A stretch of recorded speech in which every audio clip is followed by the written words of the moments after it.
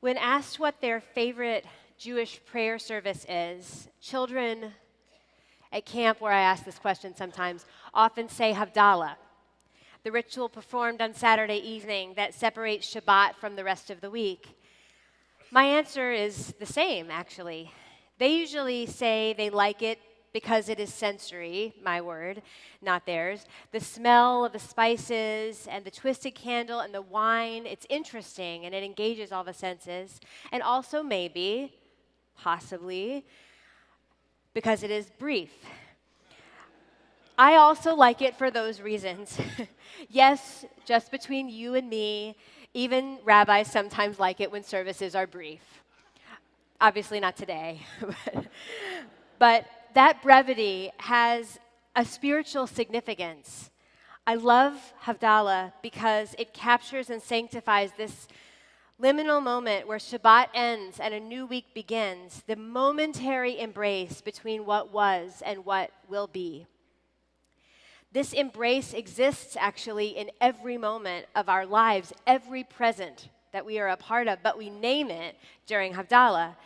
And it is a time of profound memory and infinite possibility, an elevation of a kind of holy what-ifness called potentiality. That little moment of named potentiality alerts us to the truth that every ending is also a beginning. The creation of the world that we commemorate today was the end of a vast and delicate and energetic void, an emptiness of space before this planet's birth, whatever you believe about its birth. Adam and Eve's expulsion from Gan Eden, from the Garden of Eden, was also the beginning of human free will. The escape of the Israelites into the Red Sea was the end of their time of Egyptian bondage, but also the beginning of their 40-year sojourn in the wilderness.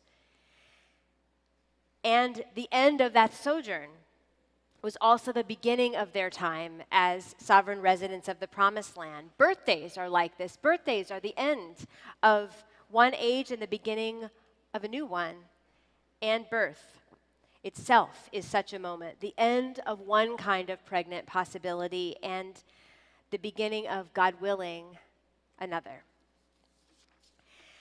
The holy what-ifness, the potentiality that Havdalah sanctifies, is infused throughout our lives if we look for it. There is no future without everything that came before it, no beginning that is not also an ending, and no ending that is not also some kind of beginning. An important thought I invite us all to welcome and consider as we start this new year.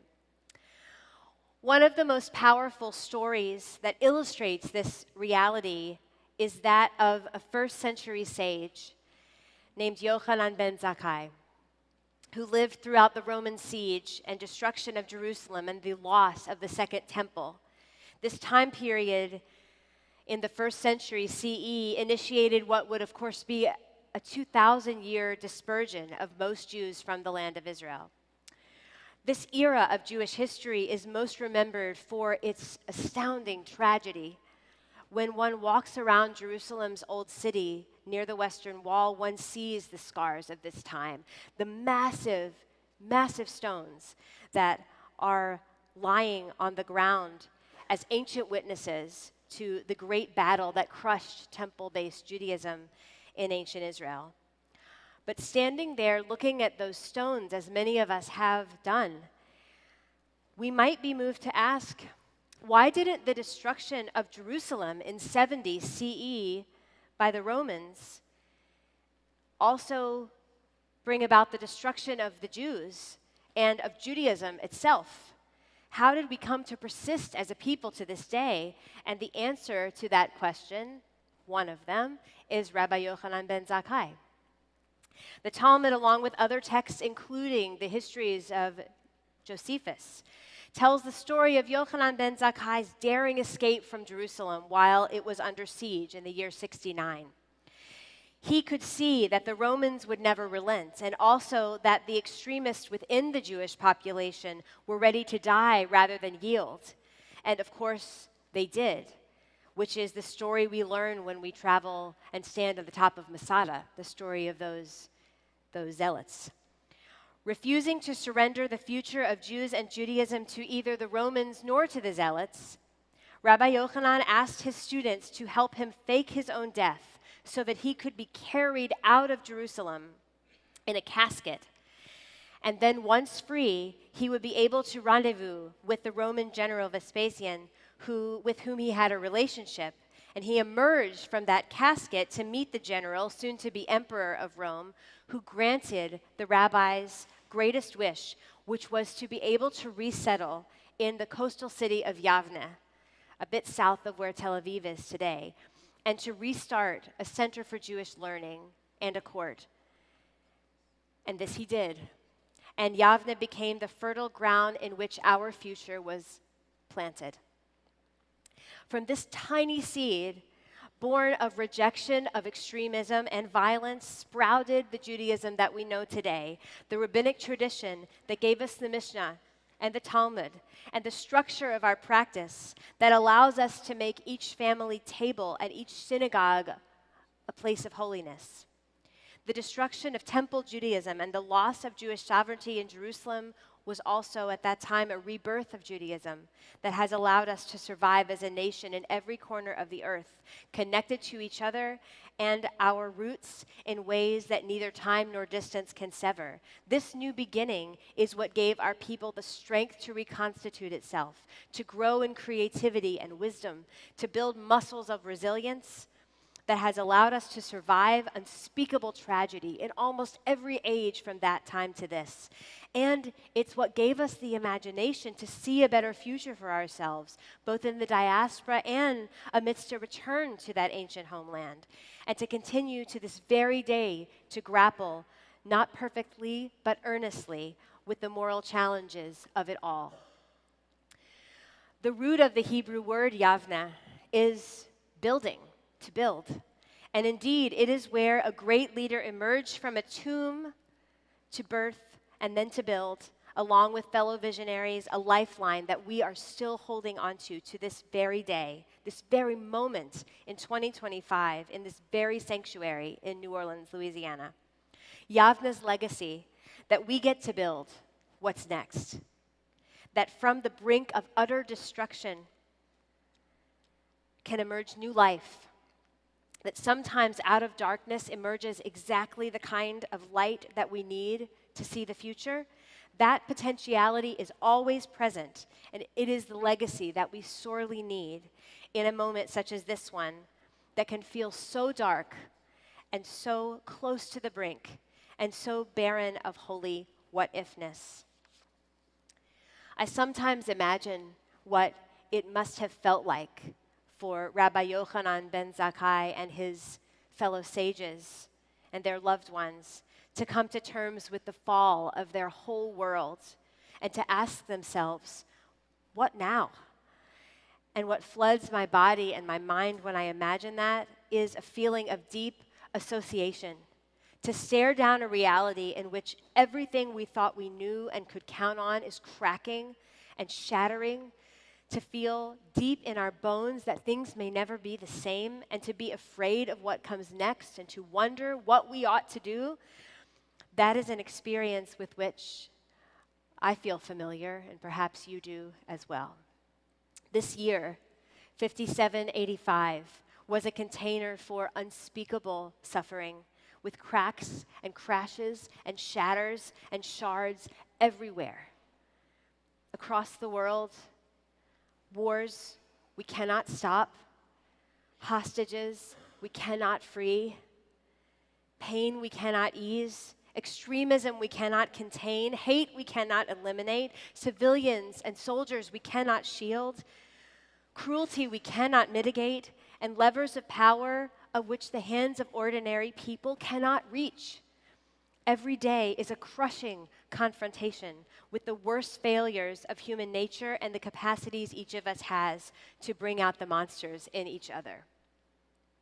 And in our own country, a surge in political violence that is committed by and then excused by the far left and the far right, a persistence of mass shootings that steals the lives of innocent children in schools and in neighborhoods across our cities, a scorning of science and scholarship that has been the bedrock of our personal health, of technological innovation and communal excellence for generations, a turning away of our immense and time-bound responsibility to live more sustainably on the only planet that we have, a profound polarization and alienation that turns opponents into enemies and friends into suspected strangers and breeds dehumanization and even terrorist violence, a growing fear that the structures of our democracy might not be strong enough to withstand the storms of grievance-based movements compelled by authoritarian tendencies. Every day is a step or a leap closer to what feels like a point of no return, a breaking of the dams that keep our societies generally peaceful.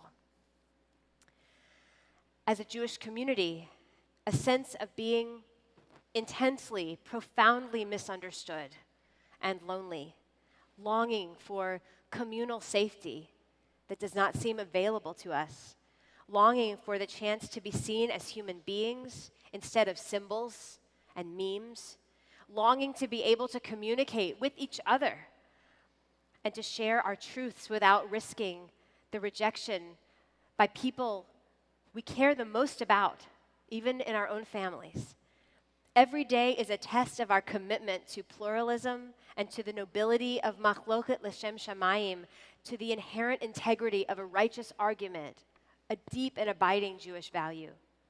All of this coexistent with the blows and challenges of living a regular, humble human life, with its hardships and its losses, mundane and also tragic. In 5785, we were compelled to face an extraordinary set of problems that live at the interpersonal level all the way up to the species level. Our nervous systems are overloaded by a deluge of overcommunication that runs the gamut between mindless to toxic to traumatic. Our minds hourly fracked by an industry based upon extraction of our most precious resource, our attention, and the manipulation of our emotions.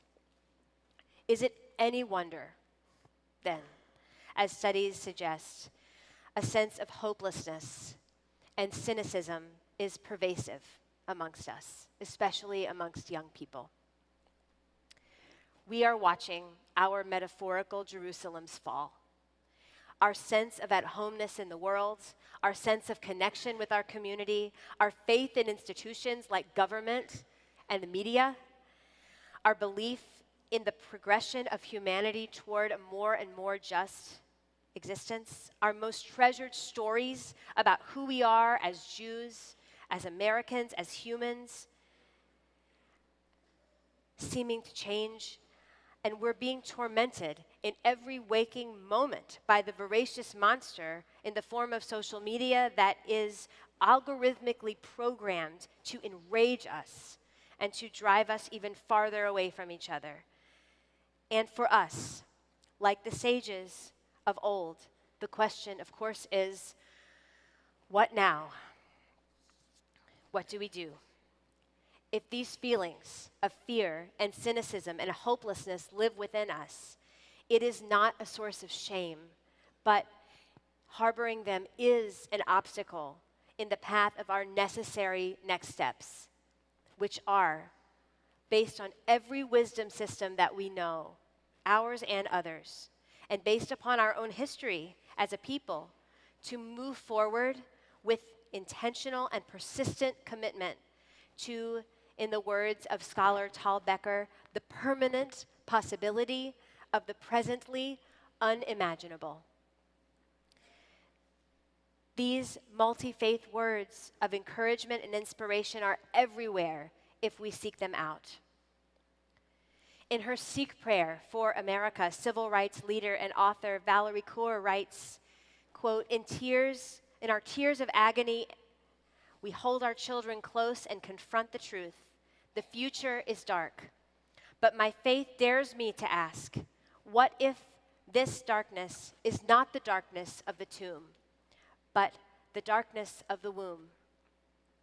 What if our America is not dead, but a country still waiting to be born? Core's words echo Becker's and remind us that this story is not written yet. And it is an abandonment of our post. Words, she says, were spoken to her by her Punjabi Sikh grandfather to proceed as if this story is written, as if we already know the end, as if it were not we who write the next chapter, the next page, the next word.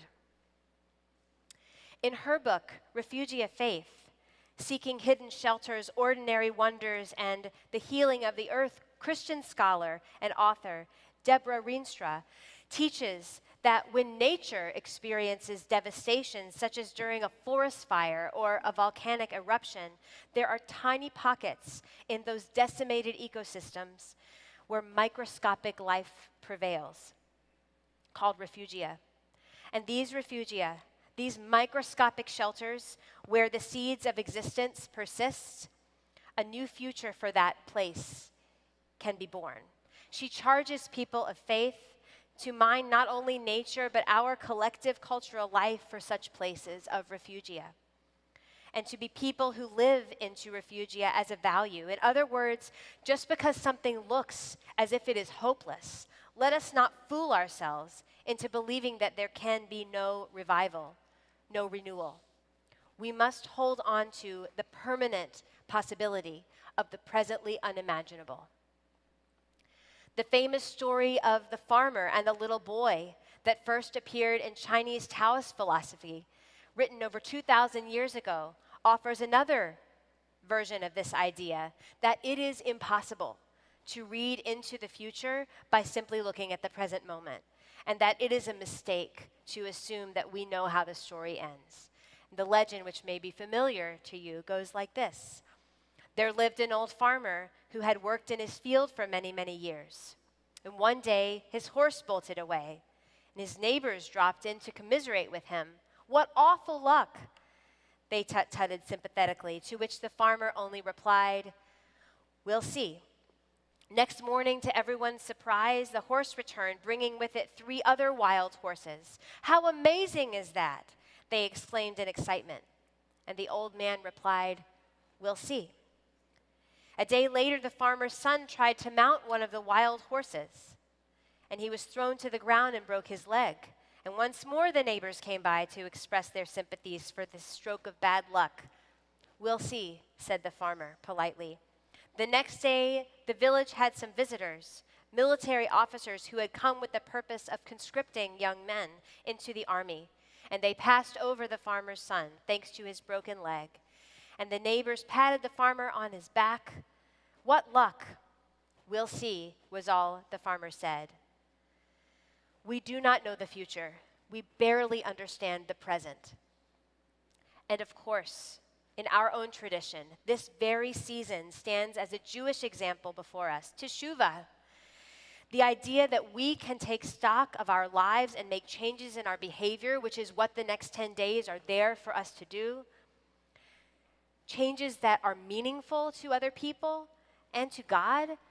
That entire idea is an affirmation of the fundamental underlying belief that the future is not fixed, that human choices matter, that the building of the yavnas, the tombs that are actually wombs, the discovering of the refugia, the humility in the face of the inscrutable, are all held in the pregnant moment in which we find ourselves right now.